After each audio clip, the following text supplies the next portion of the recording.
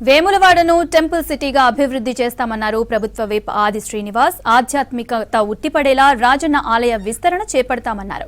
ఇప్పటికే బడ్జెట్లో 50 కోట్లు కేటాయించామని తెలిపారు. రాజన్న సిరిసిల్ల జిల్లా వేములవాడ మున్సిపాలిటీలోని 3వ వార్డులో కుల సంఘాలకు భూమి పూజ చేశారు. ఆది శ్రీనివాసరావు పట్టణంలో అర్ధాంతరంగా నిలిచిపోయిన బ్రిడ్జిల నిర్మాణాలను పూర్తి చేస్తామన్నారు ప్రభుత్వ విప్ ఆది శ్రీనివాస్.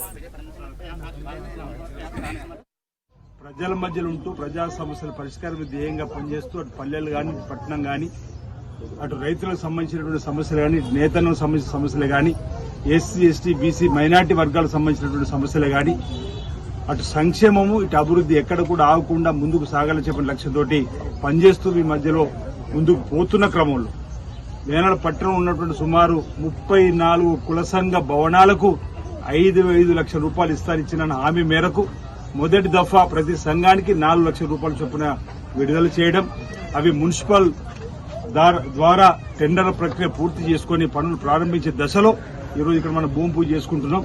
ఈ 34 సంఘాలకు ఇంకా లక్ష రూపాయలు ఏదైతే నేను ఇస్తానో మాట ఉందో అది కూడా ఈ పూర్తయ్యే లోపల అన్ని సంఘాలకు ఆ లక్ష రూపాయల నిధులను కూడా ప్రొసీడింగ్ రూపంలో మీకు ఇచ్చేటువంటి బాధ్యతని తీసుకుంటున్న మాట సందర్భంగా చెప్తూ, ఏదైతే పట్టణంలో ఇదివరకు నిధులు ఉండి పనులు చేసుకుని కాంట్రాక్టర్ డబ్బు రాక ఏదైతే ఆగినటువంటిది కూడా మా దృష్టికి వచ్చింది, వాటిని కూడా ప్రభుత్వం తీసుకుని పోయిన వీళ్ళని తొందరలో ఆ డబ్బు కూడా చేసిన పని వారికి ఇప్పించడం ఏర్పడేస్తూ మిగతా పని కూడా